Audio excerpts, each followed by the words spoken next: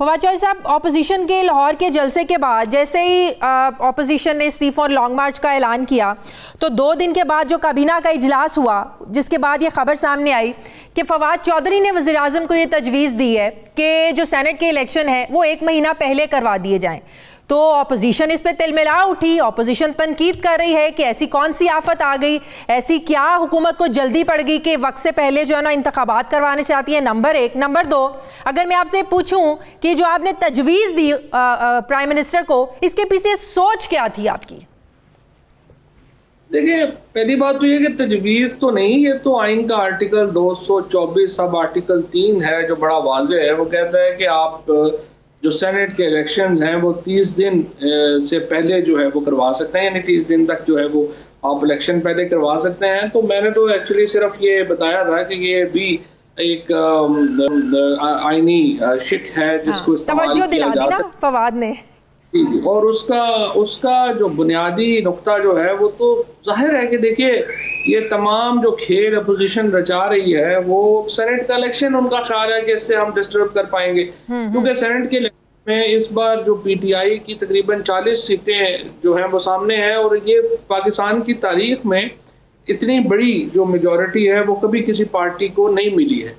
तो जिसकी वजह से जाहिर है कि अपोजिशन की एक कोशिश है कि वो ये मेजॉरिटी जो है वो ना लेने दे, और उन्होंने ये सारा खेल रचाया। और अगर हम सेनेट के इलेक्शन करवा जाते हैं तो वैसे तो अपोजिशन की तहरीक को लाहौर के जलसे से वैसे ही उनका बेड़ा गर्क हो गया, लेकिन ये है कम अज कम कि इससे और जो रही से कसर है वो भी पूरी हो जाती है। तो अगर ऑपोजिशन अब और पहले अपने इस्तीफों का ऐलान कर देती है फिर तो आप लोगों के पास कोई ऑप्शन नहीं रहेगा। 11 फरवरी से पहले, 12 फरवरी से पहले तो आप लोग इलेक्शन नहीं करवा सकते ना। फिर आप लोग क्या करेंगे अगर इनकी तरफ से इस्तीफे पहले आ जाते हैं? Then what? देखिए, इस्तीफे तो खैर वो सेनेट के इलेक्शन के बाद भी दे सकते हैं, पहले भी दे सकते हैं, ये तो प्रेरोगेटिव है उनका कि वो इस्तीफे दें। लेकिन मेरा ख्याल नहीं है कि कोई इस्तीफों का कोई इतनी नागहानी सूरत है, या ये तो अभी सामने जो आपकी अपोजिशन है ये तो बच्चे हैं ना, इनको तो पता ही नहीं। मतलब मरियम बीबी को या बिलावल साहब ने तो फैसले नहीं ना करने अपनी पार्टी में कि किसने इस्तीफा देना है किसने नहीं देना। फैसला जो है वो नवाज शरीफ और जरदारी साहब जो है वो करेंगे। ये तो सारे अपने अबू बचाओ मुहिम के ऊपर ही है ना, इससे ज्यादा तो इनकी कोई पॉलिटिकल वर्थ नहीं। सो मेरा नहीं ख्याल कि जो इनमें कोई भी संजीदा या जांदीदा सियासतदान होंगे वो इस तरह से सिस्टम से खुद को बाहर करेंगे। सो इस्तीफे देने की बात तो नहीं है। और मेरा ये ख्याल है कि ये जो एहतजाजी सियासत वाला मामला है ये भी आपको नजर आना शुरू हो गया, आपके वो आहिस्ता आहिस्ता नीचे जाएगा और मजीद आप देखेंगे कि आगे और जाके नीचे चला जाएगा। अच्छा, अब बात यह है कि फवाद, दोनों तरफ से आप नहीं समझते कि एक एक कदम पीछे हटने की ज़रूरत है? अगर हुकूमत भी चाहती है कि मामला आप सुलझाया जाए, बात मुफाहमत की तरफ जाई जाए, तो जो हुकूमती कुछ तर्जुमान हैं, कुछ वुज़रा हैं, उन्हें अपना जो सख्त लबो लहजा है, सख्त अल्फाज हैं, उनसे पीछे हटना पड़ेगा। फिर जो अपोजिशन की एक स्ट्रैटेजी है जारहाना सियासत की, उन्हें एक कदम पीछे हटना पड़ेगा। डायलॉग की बात तो आपने भी की है, ऐसा कौन सा पॉइंट है जिस पर ऑपोजिशन और हुकूमत इकट्ठे बैठकर एक टेबल पर डायलॉग कर सकते हैं ताकि कन्फ्रंट्रेशन, तसादुम की तरफ ना हालात आगे चले जाएं? बिल्कुल, मैं आपकी बात से 100% एग्री करता हूँ शाहजहा, लेकिन आप भी एग्री करेंगी कि देखिए मामला क्या होता है कि जब तलखियाँ इतनी ज्यादा बढ़ी हुई हों तो फिर आपको एक माहौल क्रिएट करना होता है। और मैं तो अपोजिशन के भी जिन लीडरशिप से जब भी मेरी मुलाकात होती है तो मैं उनसे ये कहता हूँ कि आप सबसे ज़्यादा कंट्रोवर्शियल चीज़ों के ऊपर मुज़ाकरात शुरू ना करें, ना इंसिस्ट करें। हम उन बातों पे अपने मुज़ाकरात शुरू करें जिनमें के सुलह होने का या एक पॉइंट पे आने का इम्कान है।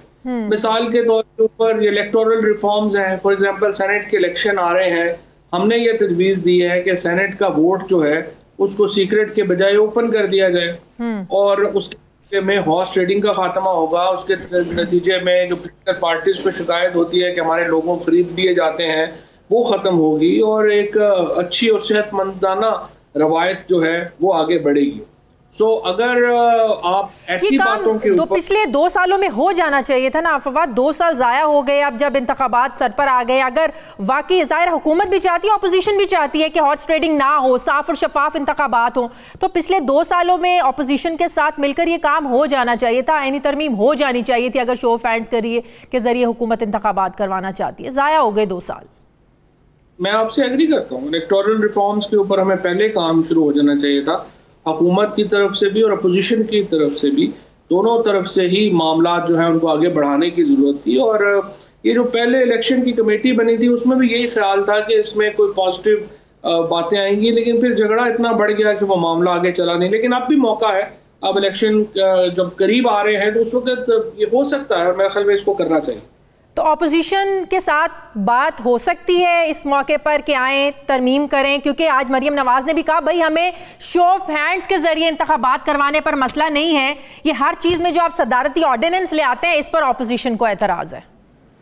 तो ठीक है, नहीं लाते, कॉन्स्टिट्यूशनल अमेंडमेंट हमने मूव की हुई है, PML-NI उसमें अपनी तजावीज़ दे और उसके मुताबिक कर लेते, कोई प्रॉब्लम नहीं है। अब आपने, हम पार्लियामेंट में स्पीकर साहब ने 2 दफ़ा अपोजिशन को इनवाइट किया था, अपोजिशन के लीडर जो है वो तशरीफ नहीं लाए, अब तीसरी दफ़ा स्पीकर साहब फिर बुला लेते हैं और आप आइए, बैठिए और अपनी तजावीज़ दीजिए। तो उसके बाद भी जो इंतखाबात हैं वो 1 महीना पहले ही होंगे, या अगर ऑपोजिशन कहती है भाई वक्त पे आप लोग करवाएं, आप लोग 1 महीना पहले क्यों करवा रहे हैं, तो फिर आप लोग क्या करेंगे? देखिए ना, हमने तो इलेक्शन की डेट देनी है, फैसला तो इलेक्शन कमीशन नहीं करना है। हाँ। और अमूमी तौर के ऊपर जो डेट हुकूमत देती है, इलेक्शन कमीशन पूरी दुनिया में उसको फॉलो करते हैं। सो इससे ज़्यादा इम्पोर्टेंट यही है कि आप इलेक्शन को शफाफ बनाने के ऊपर तवज्जो दें। डेट तो ज़ाहिर है, अभी 3 इलेक्शन पाकिस्तान में 1 महीना पहले हुए हैं, कोई नई बात नहीं है। अच्छा, डिप्टी चेयरमैन सेनेट ने आज ये कहा है सलीम मांडवीवाला साहब ने कि सेनेट का इलेक्शन टाइम पर और कानून के मुताबिक ही होगा, लेकिन अगर इस्तीफे आ जाते हैं तो इसमें तातुल हो सकता है, ताखीर हो सकती है। तो वो एक पत्ता आप फेंक रहे हैं, दूसरा पत्ता ऑपोजिशन की तरफ से आ जाता है, तो ये मामला लग रहा है कि लिंगर ऑन ना हो जाए। देखिए ना, इस्तीफे तो जिस तरह मैंने आपको पहले कहा कि वो तो जो भी देना चाहेगा उसका हक है और वो इस्तीफे दे सकते हैं, लेकिन इस वक्त तक मुझे नहीं लगता कि इस वक्त सवाए इसके कि वो सलीम मांडवीवाला साहब इस्तीफों के बजाय अपनी पार्टी को कहें कि सिंध में गवर्नमेंट ख़त्म कर दें और वहाँ से फिर सिंध के जो 11 सेनेटर आने हैं वो ज़ाहिर 90 दिन के बाद आ जाएंगे, जब दोबारा इलेक्शन होंगे, बाकी तीनों सूबे अपने सेनेटर जो हैं वो इलेक्ट कर लेंगे।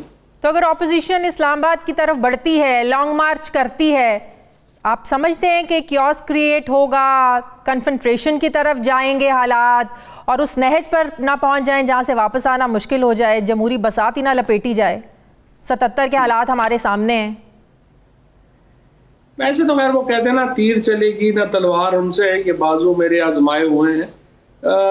मेरा नहीं ख्याल अपोजिशन की इतनी सख्त है कि वो कोई लॉन्ग मार्च वगैरह कर सके। वो तो लाहौर में जलसा नहीं कर सके, उल्टा सिर्फ यही किया है कि जगदई साहब को बुलवा के लाहौरियों और पंजाबियों को गालियां निकलवाई हैं। हाँ। ये तो मरियम नवाज और उनकी पार्टी का हाल है, जो खुद लाहौर से इतने सीटें जीते हुए हैं और अपने लोगों को गालियां बढ़वाई जा रही हैं, तो इससे आप उनकी अकल का अंदाजा लगा लें। दूसरी बात यह है कि ये दूसरा, लेकिन इसके बावजूद भारत, मैं तो समझता हूँ कि अपोजिशन को इस मुश्किल से निकलने का रास्ता देना चाहिए और हुकूमत को बिल्कुल चाहिए कि अपोजिशन के साथ मुज़ाकरात करें, उनको पहल करें। हाँ, पहल करें, कोई प्रॉब्लम नहीं, हुकूमत को जरूर पहल करनी चाहिए, कोई प्रॉब्लम। तो आप ही पहल कर लें, आप ही मैसेंजर बन जाएं, मिल लें किसी ऑपोजिशन लीडर से, बात कर लें, आपकी तरफ से ही शुरुआत हो जाए। तजावीज़ तो बड़ी आती हैं आपकी तरफ से ना।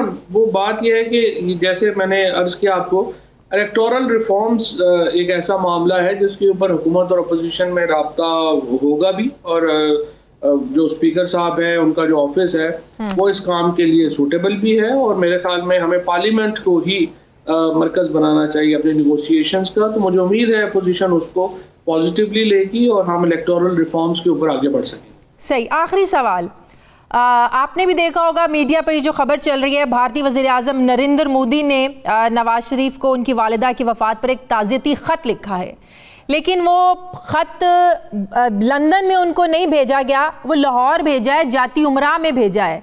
बज़ाहिर तो ये ख़त है उनकी वालिदा की वफ़ात पर ताज़ियत के लिए। इसमें आपको कहीं सियासी एलिमेंट नज़र आता है कि डायरेक्ट वो भारतीय हाई कमीशन से वहाँ पे भी तो भेजा जा सकता था, लंदन में भी तो भेजा जा सकता था, लाहौर क्यों भेजा, वाया लाहौर लंदन जाएगा? देखिए, ये तो मैं एक फॉर्मल उन्होंने भेजा होगा, खैर वो उनके पहले राइवेंट में आ भी चुके हैं, उनके ताल्लुकात भी हैं, तो ताज़ियत का ख़त है, वो अच्छी बात है, ये तो इतना तो ताल्लुक होना चाहिए, इससे क्या फ़र्क।